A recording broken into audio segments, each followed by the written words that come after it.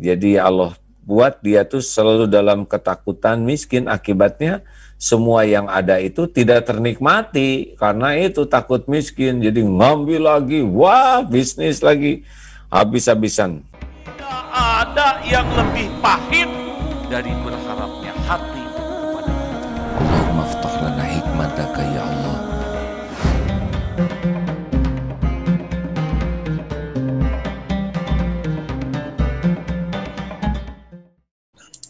Ya, bismillahirrahmanirrahim. Assalamualaikum warahmatullahi wabarakatuh. Alhamdulillahi rabbil alamin. Alhamdulillahilladzi anzala sakinah fi qulubil mu'minin liyajdadu imanan ma'a imanihim.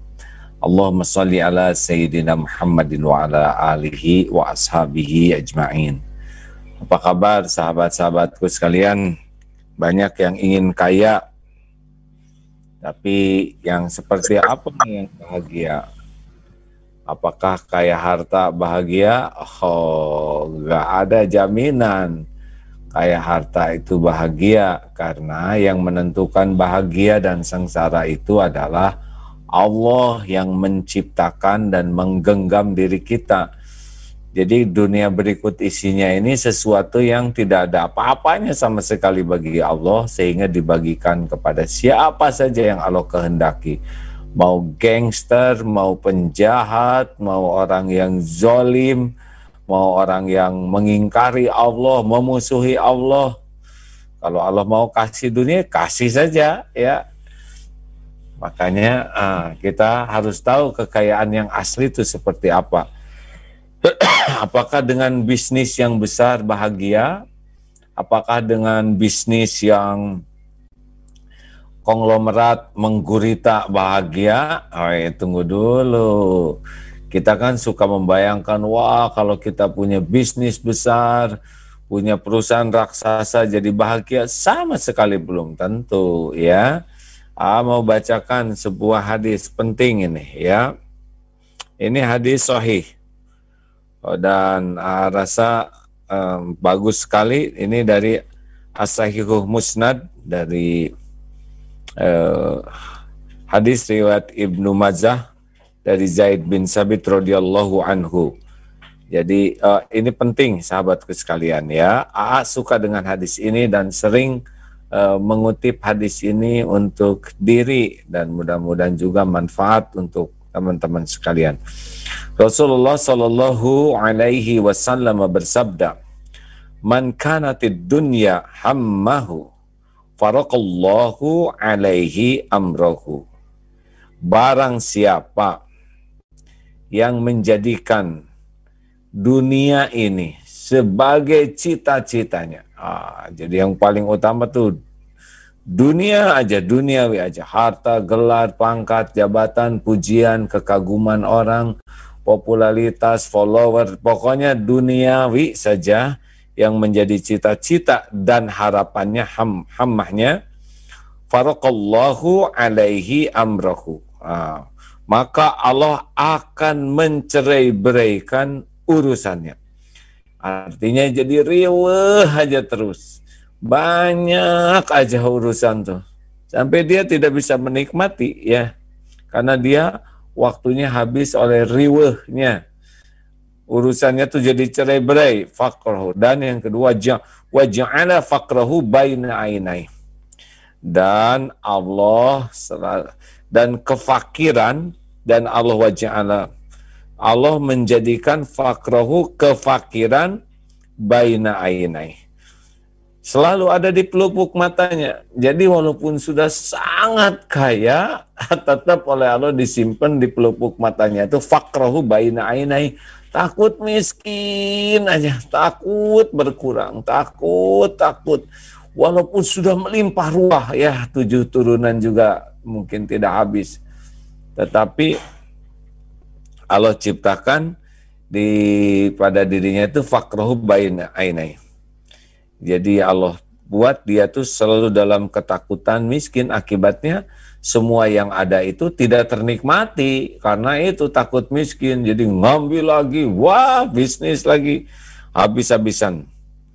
Lalu walam ya'tihi minad dunya illa ma kataballah.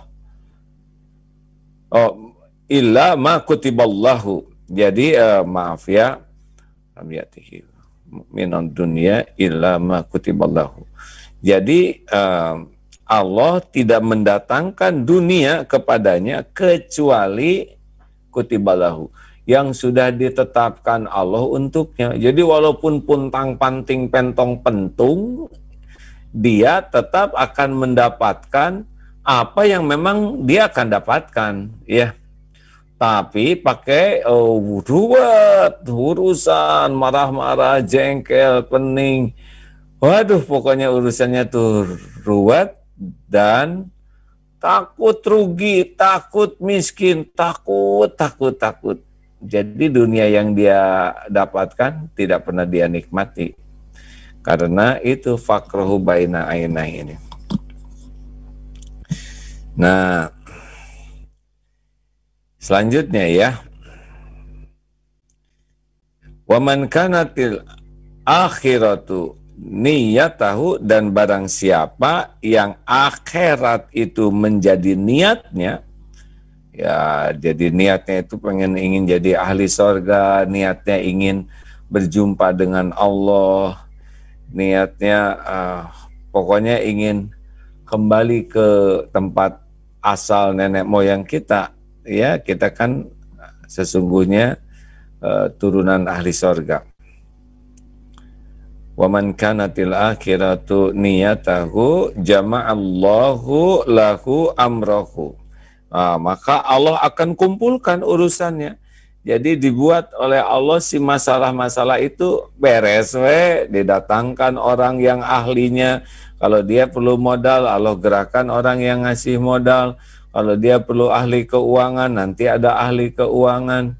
Kalau dia perlu ahli teknologi, nanti ada yang gabung ahli teknologi. Kalau dia nggak mengerti tentang mengontrol, nanti ada yang ahli auditnya yang bagus. Kalau dia nggak mengerti bagaimana pemasaran, nanti ada yang ahli pemasaran yang gabung. Bagaimana, pokoknya ada aja jalannya.